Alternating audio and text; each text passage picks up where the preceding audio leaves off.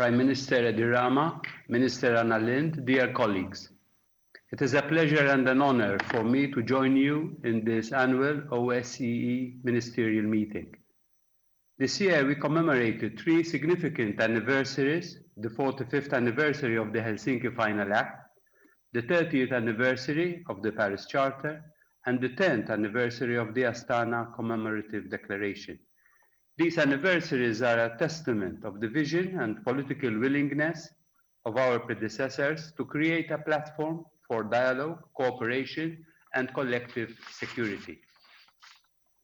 These commemorations instigate us to reflect on what more can be done to make the OSCE stronger and more effective in the face of the current security challenges. At times, we might forget the reasons why we brought this organization into being, and that it remains as significant today as it was 45 years ago. Oftentimes, we fail to engage in real and effective dialogue. We hear each other, but may not listen. We lack the courage of trusting each other or showing the necessary political will to compromise and find solutions.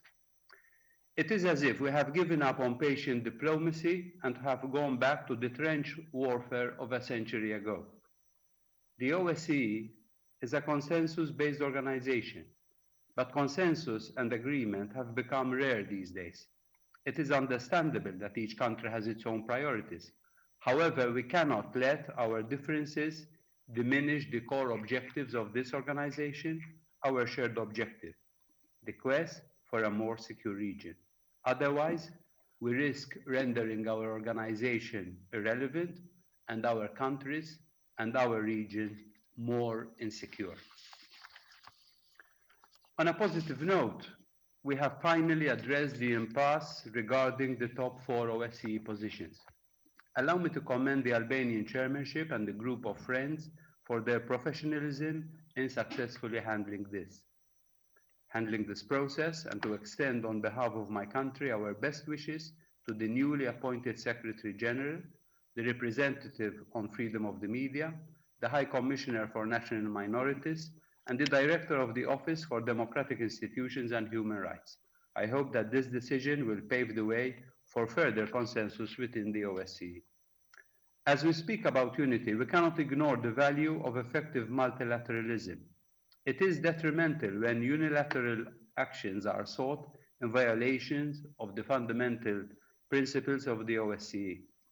The current COVID-19 pandemic is without doubt an additional unprecedented burden on our global security, on the economy, as well as on the health framework. As horrible as the pandemic is, it is also a wake-up call that prompts us all to understand that our assumptions and approaches have to change, and that division is a danger to everyone. The COVID-19 pandemic is also an ideal opportunity to fully embrace the innovative opportunities offered by digitalization, while mitigating any possible negative outcomes by striving for more cooperation on cybersecurity and by ensuring that no one is left behind. Excellencies, it is paramount that we enable the OSCE to play a pivotal role in conflict prevention and conflict resolution. It is with dismay that in addition to the conflict in and around Ukraine, we also witnessed an escalation of violence in Nagorno-Karabakh this year.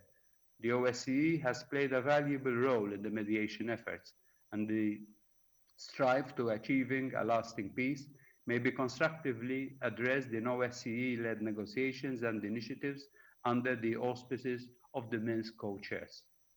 Meaningful peace goes beyond the signature of accords and treaties by state leaders. It needs to be sustained also at the grassroots levels through people-to-people contacts and academic exchanges. The OSCE would also benefit from increased intercultural and interfaith dialogue to foster peace and to galvanize action against conflicts and extremism. It is only by coming together as an alliance of civilizations that we can achieve lasting peace in our region. Indeed, in our efforts to move towards a better world, or rather to save our planet, it will not suffice to urgently address the climate as well as the environmental emergency, if at the same time we do not invest all our efforts to uphold each other's humanity and different belief, as reflected in the 2030 Agenda for Sustainable Development. In the Helsinki Final Act, our predecessors agreed to enhancing relations with the non-participating Mediterranean states to increase mutual confidence so as to promote security and stability in the Mediterranean region as a whole. 45 years later, we are still far from achieving the desired outcomes.